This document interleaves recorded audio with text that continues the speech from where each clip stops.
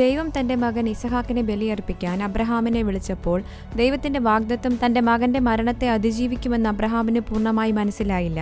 പക്ഷേ അവൻ വിശ്വാസത്തിൽ പ്രവർത്തിച്ചു. എന്തുകൊണ്ട്? കാരണം തനിക്ക് മനസ്സിലാക്കാൻ കഴിയുന്നതിനേക്കാൾ കൂടുതൽ അവൻ ദൈവത്തിന്റെ സ്വഭാവത്തെ വിശ്വസിച്ചു. വിശ്വാസം പറയുന്നു, ഞാൻ കാണുകയില്ലായിരിക്കാം, പക്ഷേ കാണുന്നവനെ എനിക്കറിയാം. മഴ ഒരിക്കലും പെയ്യാതിരുന്നപ്പോൾ നോഹ പെട്ടകം പണിതു.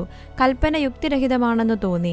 എന്നാൽ നോഹ അനുസരിച്ചു. കാരണം വിശ്വാസത്തിന് പൂർണ്ണമായ ഗ്രാഹ്യം ആവശ്യമില്ല, ദൈവവചനത്തിൽ പൂർണ്ണമായ വിശ്വാസം മാത്രം. ദൈവം പറഞ്ഞതിനാൽ ഇസ്രായേല്യർ 7 ദിവസം എരിഹോ മതിൽ ചുറ്റി നടന്നു. ആ പദ്ധതിയിൽ സൈനിക യുക്തി ഉണ്ടായിരുന്നില്ല. എന്നിട്ടും അവർ അനുസരിച്ചതിനു ശേഷം മതിലുകൾ ഇടിഞ്ഞു.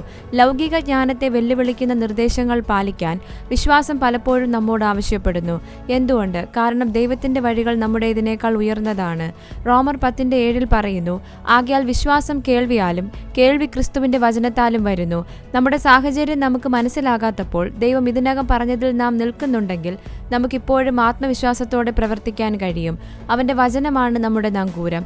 ദൈവം നമ്മെ വിളിക്കുന്നത് കാഴ്ചയാലല്ല, വിശ്വാസത്താൽ നടക്കാനാണ്. ധാരണയില്ലാതെയുള്ള അനുസരണം ആത്മീയ പക്വതയുടെ ഒരു ലക്ഷണമാണ്. നമുക്ക് കാണാൻ കഴിയുന്നതോ വിശദീകരിക്കാൻ കഴിയുന്നതോ അല്ല, ദൈവം ആരാണെന്നതിലാണ് നമ്മുടെ ആത്മവിശ്വാസം എന്നിത് കാണിക്കുന്നു.